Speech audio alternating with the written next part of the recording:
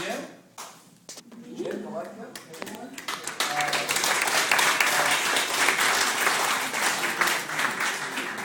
Jim is one of our lunch buddies on Mondays. Tuesday, Wednesday, Thursday. Jim has taken upon himself, Jim truly is a renaissance. And he can do just about everything around the studio. Including bake a pie. In fact, the first bacon pecan pie.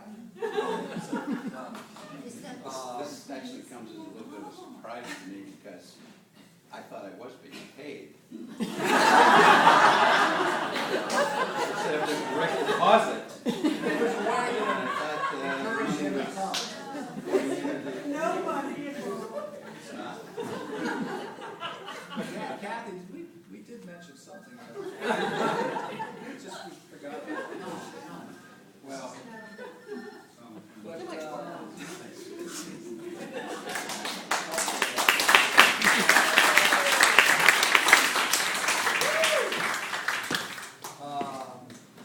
Gino?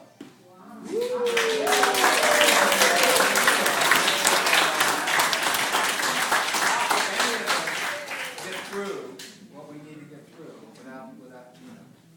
Proper Gino. He gives us balance in the studio. He edits all of our brochure information. He manages the bisque area, and he keeps an eye on Jim to make sure that Jim manages the bisque area, and they keep an eye on each other. And I hear all about it. They do an incredible job. I just couldn't do it without them. And we rely on Gino for a lot of inspiration around the studio.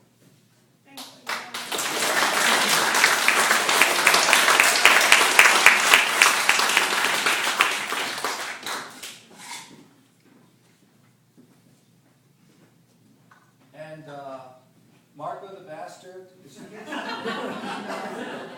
the Bastard? He's a bastard. He's an extra bastard tonight. He's not here. He's in Paris. Yeah, he's in Paris. You know, he went Glen Echo, Paris. Just can't be there. Marco can't be here tonight. He's sitting in a cafe somewhere. He's sleeping. Enjoying It's it. actually 2 in the morning there. No, he's still alive. But Marco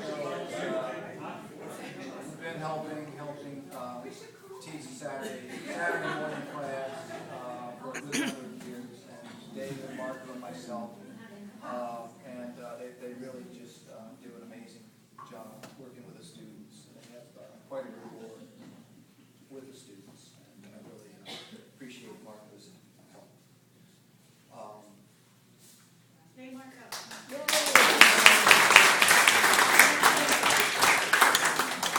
And we wouldn't be anywhere without our glazes. And I'd like to mention Barbara Silva.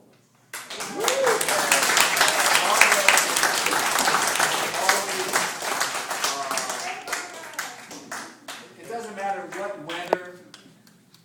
It can be raining. In fact, she was out there the other day in the rain, wet mixing. Very wet mixing. But she's taken upon herself to make sure that all her glazes are wet mixed, and she's out there. She conscripts a lot of people to help her, kicking and screaming, learning how to make glazes and in all sorts of conditions. And it gets a little tough when the weather gets foul like this and colder, but she puts on her woolens and she's out there with her small boots on and just does it, and it's amazing. So we rely on her so much. And people, sometimes you wonder where all the glazes go. They're just constantly being used, and we're just having to wet mix them all the time. And wet mixing is not the nicest job to do. If anyone can attest, it's done that before. It's a little bit involved, and I want to thank Barbara.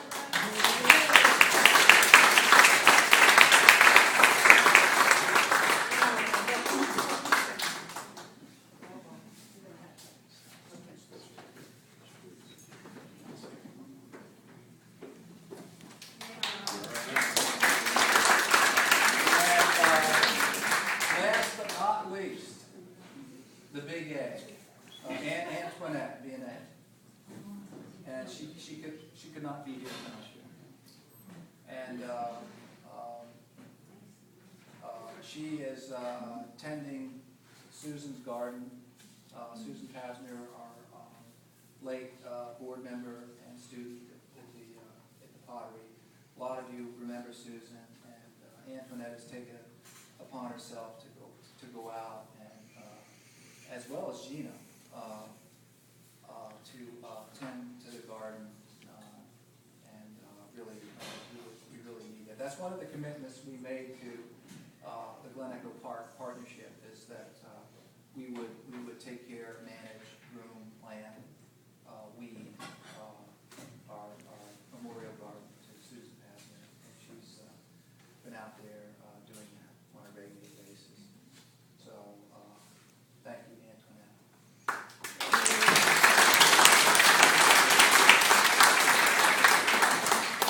And also, I'd like to acknowledge some of you who do help around the studio, who have joined us over the last few years, and this promissory pot note award is for folks who have been here for quite some time, who really jumped in and really made my life so much easier. In the old days, I pretty much had to do everything with the Park Service, and at this point in time, it would be very difficult for one person or two people or three people to do all this. Especially, I'd like to thank my board of directors. Without them, none of this gets done. So, thank you all so much.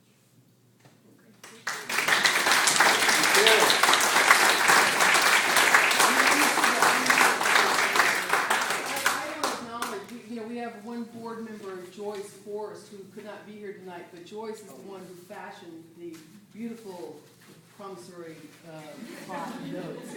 So, she mocked these up, she did them, on her computer, she bought really fine parchment paper to print them on. So I wanted to, give her, a credit tonight. And to also just thank everybody who brought wonderful food here to this potluck, and also the people that helped to set up, the people that are gonna help to break down, David in his infinite, endless volunteerism went over to Bethesda, when we had to default from grilling the burgers to Vace's lasagna. David was the one that drove over and picked this lasagna up today and cooked it in the afternoon. He's not the only one that did it. Lots of people contributed things, but I'm just saying, it's that kind of spirit that really makes all this stuff happen. We really had to change our whole plan. So thank you to Michael Britton. Oh, Michael, where are you? And Kathy Pollock. And Kathy Pollock, who couldn't be here tonight. They are our sponsors here at the Glen Echo Town Hall. I mean, we would not be able to get that without them being long-time residents. And we actually got this without having to pay anything. It's just lovely, and we really appreciate that. Please take off your shoes. Polish the floor. I also like to mention that David had to go off and pick up the lasagna today, and he was supposed to meet Jim and I for lunch. So had to we owe him a lunch. There you go. You bought 3 lasagnas. So anyway, thanks to everybody, and I think we'll be back in touch with folks about last year we did a pot exchange for our holiday festivities, and we're going to be talking to Glen Echo about when we can get the hall for that. So just be looking for